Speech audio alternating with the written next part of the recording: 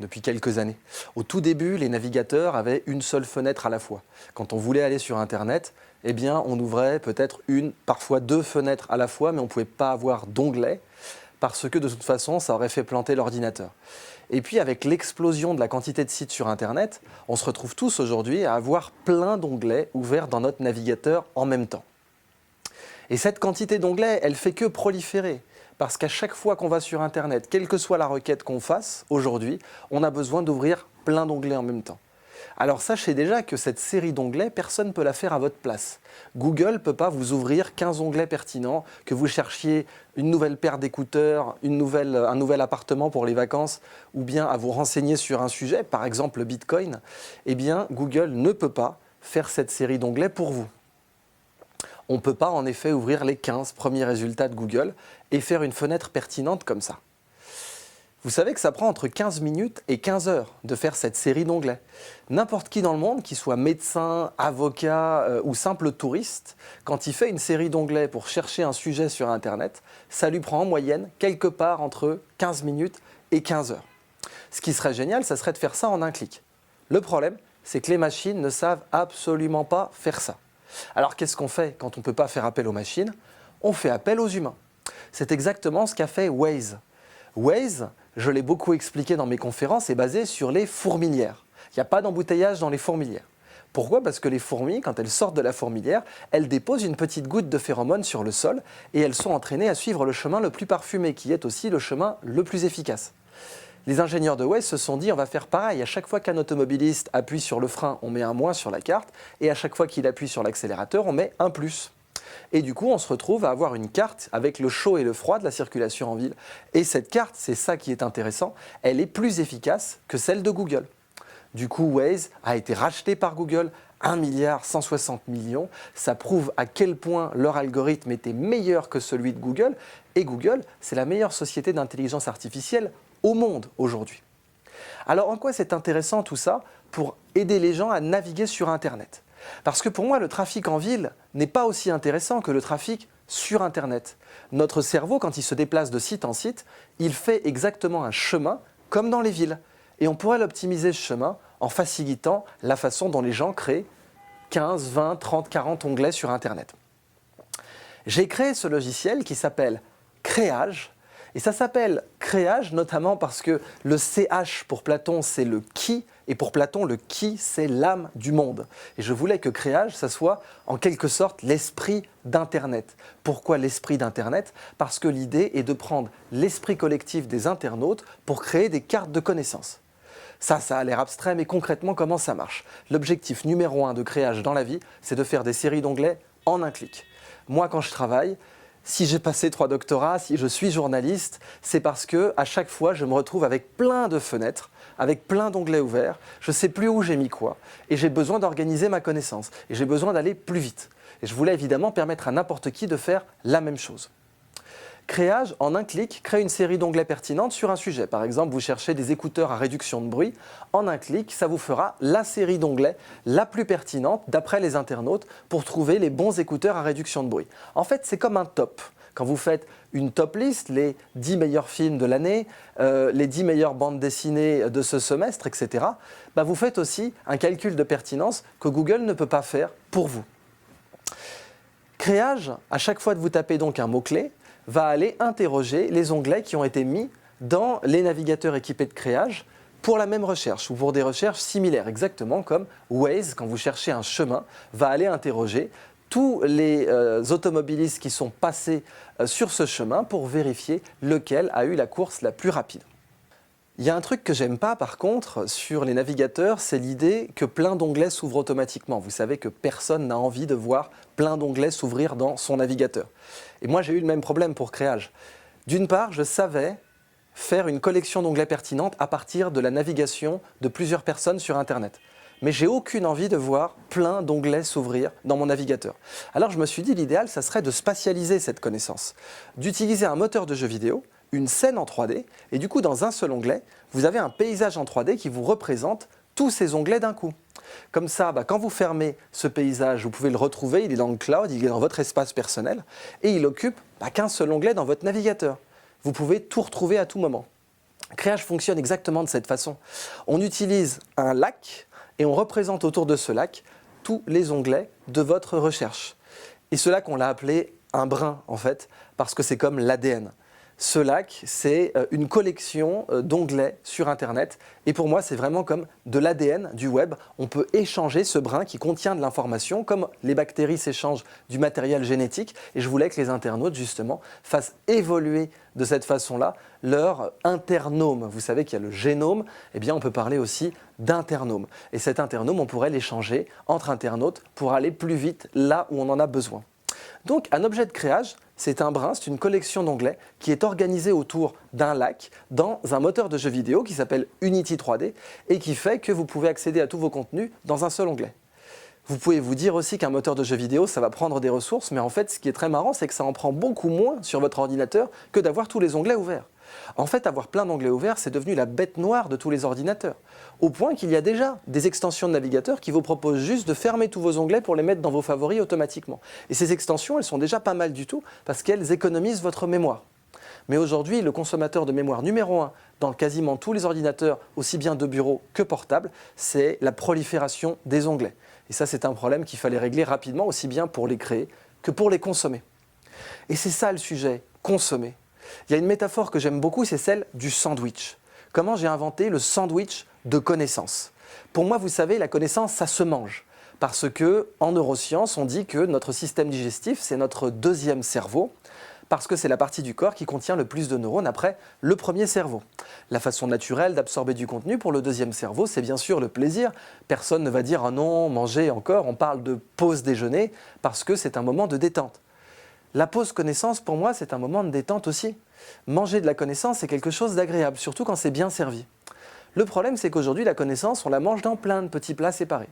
Quand vous faites un repas de connaissances sur Internet, eh bien, vous avez une collection d'onglets. Cette collection d'onglets, on peut la voir comme autant d'assiettes. Et vous allez devoir vous intéresser à chaque assiette séparément. Exactement comme quand vous faites un repas avec une très grande table et plein d'assiettes, vous pouvez prendre un petit peu d'une assiette puis revenir sur l'autre. C'est souvent ce qu'on fait quand on va sur Internet. On prend de l'information sur un onglet, on revient sur un autre, ensuite on stocke ça dans son frigo pour plus tard. D'ailleurs, c'est une des raisons principales pour laquelle les gens ne veulent pas mettre à jour leur système d'exploitation, parce qu'ils ne veulent pas perdre leurs onglets.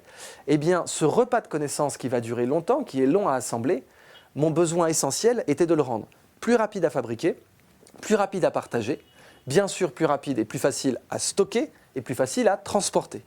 Et ça, c'est exactement la métaphore du sandwich. Si on reprend l'histoire des repas dans l'histoire humaine, eh bien au début les repas étaient dans plein de plats différents et puis il y a eu un certain Lord Sandwich qui, pour pouvoir emporter son repas au billard ou bien dans ses parties de cartes endiablées, avait eu l'idée de compresser un repas dans un seul objet qu'on a appelé le sandwich.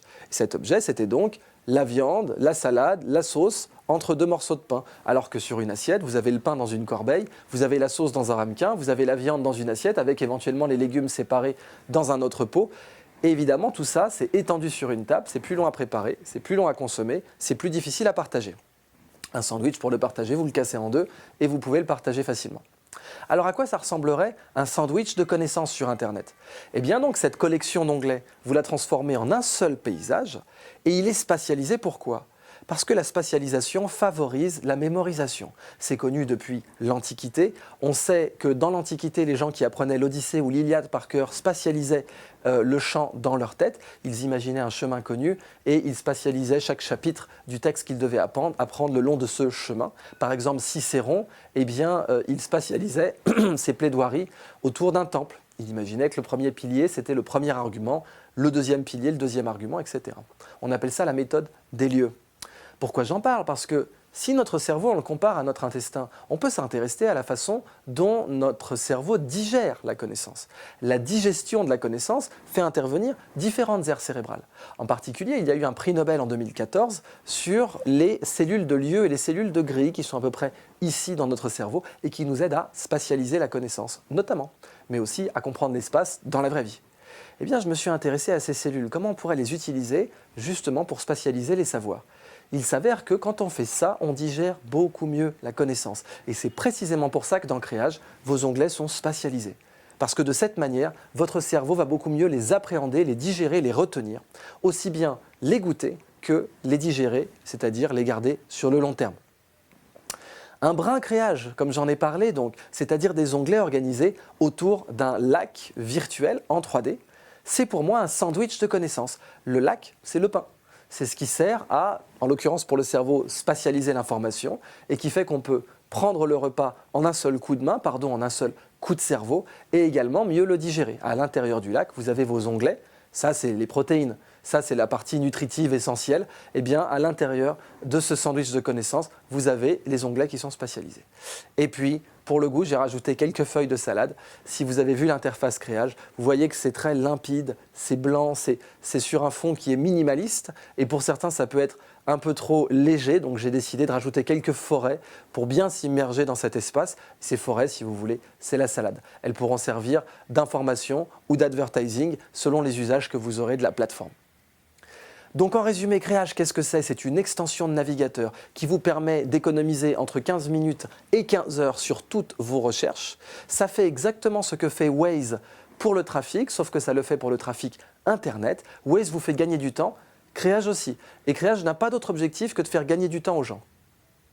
Maintenant, il serait intéressant pour moi d'expliquer pourquoi j'ai consacré autant d'années de ma vie à Créage. Créage est un projet qui est, dans mon existence jusqu'à présent, le projet de plus longue haleine que j'ai mené. Je l'ai commencé à Stanford quand j'étais visiting scholar, c'est-à-dire chercheur invité en 2006-2007, et j'ai donné une conférence qui était purement théorique, purement académique, complètement déconnectée du réel. Et cette conférence, c'était « Que se serait-il passé si l'informatique avait été pensée par des philosophes continentaux, c'est-à-dire français et allemands ?» Au début du XXe siècle, il y avait une sorte de débat dans la philosophie entre les philosophes dits analytiques et les philosophes continentaux, par exemple Bergson, Husserl, Merleau-Ponty. Tous ces gens-là disaient quelque chose de très intéressant qui est que pour eux, l'intelligence c'était le mouvement, à une époque où d'autres philosophes pensaient que l'intelligence c'était le langage. Ce sont ces philosophes qui ont gagné à l'époque. Et c'est pour ça que nos ordinateurs ont un clavier. Mais des gens comme Bergson, Merleau-Ponty et Husserl étaient convaincus que l'intelligence, elle prenait part dans l'espace, que notre cerveau, avant toute chose, son intelligence venait de l'espace, venait de sa capacité également de mouvement. Par exemple, Merleau-Ponty a dit « La vision est une palpation par le regard ». Si ces gens-là avaient gagné, nous n'aurions pas eu de clavier sur nos ordinateurs. Ça tombe bien, les iPads n'en ont pas. Aujourd'hui, on arrive dans une époque où les interfaces sont de plus en plus naturelles et de moins en moins langagières. L'Internet évolue dans cette direction parce que c'est plus intuitif pour notre cerveau et d'ailleurs tous les neuroscientifiques savent que le neurone dans l'évolution est apparu pour le mouvement. Le neurone apparaît dans l'évolution pour lancer des petits dards empoisonnés chez les cnidaires, notamment les coraux aujourd'hui, qui sont des lointains descendants des premiers cnidaires, et chez la méduse pour coordonner un mouvement. Encore aujourd'hui, notre cerveau, les neurones qu'il possède, ont eu un rôle dans le mouvement. Par exemple, quand quelqu'un fait des mathématiques aujourd'hui, il sollicite des neurones spécialisés dans la coordination de la main et de l'œil. En quoi c'est intéressant pour la connaissance? Eh bien, dans Créage, comme on spatialise le savoir, notre cerveau l'aborde très différemment. La voie digestive de ce que l'on utilise, de ce que l'on digère dans Créage n'est pas la même. De la même façon que notre corps ne digère pas de la même façon le sucre, les protéines et les graisses, notre cerveau ne digère pas de la même façon de l'information plate et de l'information spatialisée. Et les voies digestives de l'information spatialisée sont beaucoup plus efficaces. Pourquoi j'ai voulu m'intéresser à cette efficacité? Parce qu'aujourd'hui, on a un dilemme dans le monde sur la prolifération de l'information et de la connaissance. Aujourd'hui, l'information et la connaissance, qui est encore plus précieuses que l'information, ont tendance à doubler dans le monde autour de tous les 7 ans.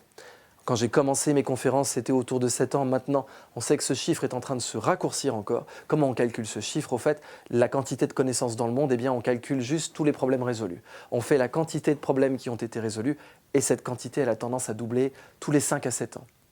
Et là, on a du coup un vrai problème, qui est un problème d'ordre logistique. C'est-à-dire comment on va faire circuler cette connaissance, comment on va l'échanger plus facilement. Et ça, sans que vous le sachiez, ça pose des problèmes politiques majeurs. Par exemple, quelqu'un que j'aime beaucoup, Elon Musk, le patron de Tesla et de SpaceX, qui a fait tout un tas aussi bien de conférences que de prises de position politiques qui, selon moi, sont visionnaires. Par exemple, essayer d'interdire les armes autonomes, essayer d'interdire le fait qu'une arme puisse décider toute seule de tuer quelqu'un. Elon Musk a pris une position qui est la seule sur laquelle je ne suis pas d'accord avec lui. Selon lui, l'information et la connaissance prolifèrent tellement vite que si nous voulons être compétitifs au XXIe siècle, nous devons nous installer des interfaces neuronales directes. Direct Neural Interface, DNI. Les gens qui ont joué à Call of Duty savent de quoi je parle. Eh bien, ces interfaces, selon moi, sont un risque énorme pour l'humanité. C'est exactement pour moi comme si on disait « on n'a plus le temps de manger de nos jours, on est trop occupé, alors on va tous manger par intraveineuse ».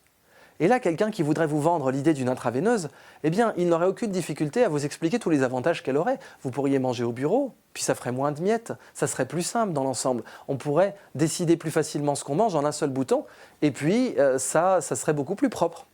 Sauf qu'on sait très bien que manger est un plaisir naturel pour l'humain, qui fait partie de son équilibre, aussi bien social que personnel, et que substituer un repas normal à une intraveineuse, chez une personne saine, n'est pas une bonne idée. Les interfaces neuronales directes, c'est la même histoire. Elles sont très intéressantes chez le sujet malade, mais chez le sujet sain, je les déconseille très vivement. Or, nous sommes de plus en plus tentés de les utiliser. J'ai fait ma troisième thèse, celle de l'école polytechnique, précisément sur comment substituer ces interfaces neuronales directes à un repas de connaissances par les voies naturelles. Et c'était ça tout le sujet d'ailleurs. Certains esprits étriqués ont pu croire que ce n'était pas des neurosciences. Parce que pour certains, si vous n'ouvrez pas le cerveau avec un scalpel, vous ne faites pas de la neuro. Eh bien, je m'oppose formellement à cette vision beaucoup trop étroite et qui, selon moi, est dangereuse pour l'humanité. Parce que je pense que s'intéresser à la façon naturelle d'absorber du savoir pour le cerveau est salutaire pour l'humanité.